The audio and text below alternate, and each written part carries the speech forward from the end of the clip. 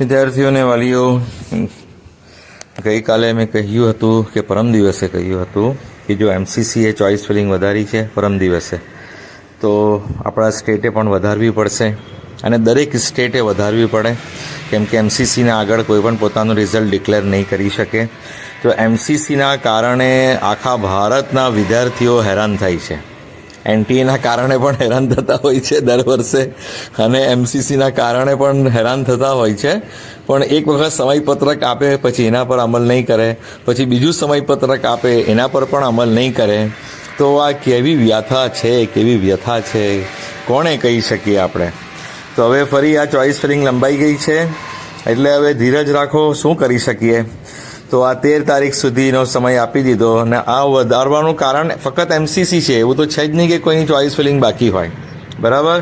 આ ફક્ત અને ફક્ત કારણ એમસીસી છે કે એમસીસી ડિલે કરે છે, એટલે આપણે પણ ડિલે કરવું પડે છે. તો હવે શાંતિથી બેસો અને તમારે જે કોલેજોમાં એડમિશન લેવું હોય તેની વિઝિટ કરી આવો, ત્યાંના વિદ્યાર્થીનીઓને મળી લો, બધી ત્યાંની માહિતી લઈ લો, અને તે પછી તમે ચોઇસ ફિલિંગમાં અપડાઉન કરી શકશો.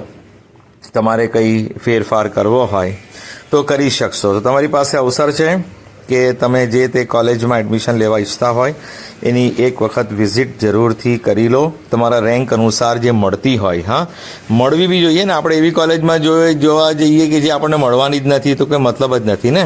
આપણા રેન્ક અનુસાર જે કોલેજો મળતી હોય ત્યાં જઈ આવો.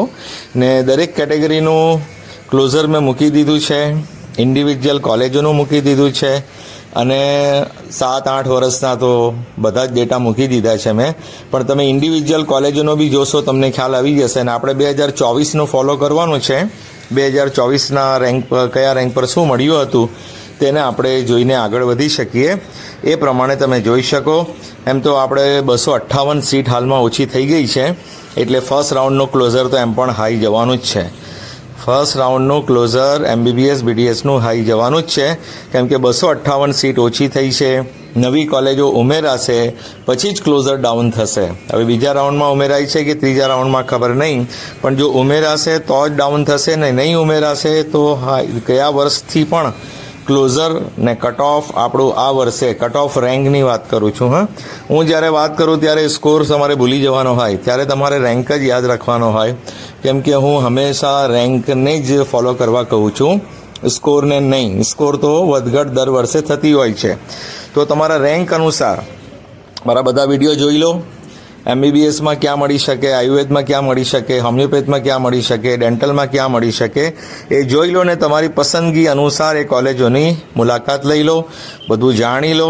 તે પ્રમાણે તમે ચોઇસમાં ફેરફાર કરવા ઈચ્છતા હોય તો ફેરફાર કરી લેજો. જ્યારે પણ એડમિશન કમિટીની કોઈ પણ માહિતી આવશે હું તમને આ ચેનલ દ્વારા અપડેટ આપીશ. માટે આ ચેનલને સબસ્ક્રાઈબ કરી રાખો, નોટિફિકેશન ઓન રાખો, લાઇક કરો, શેર કરો. Thank you so much for listening, liking, subscribing and sharing.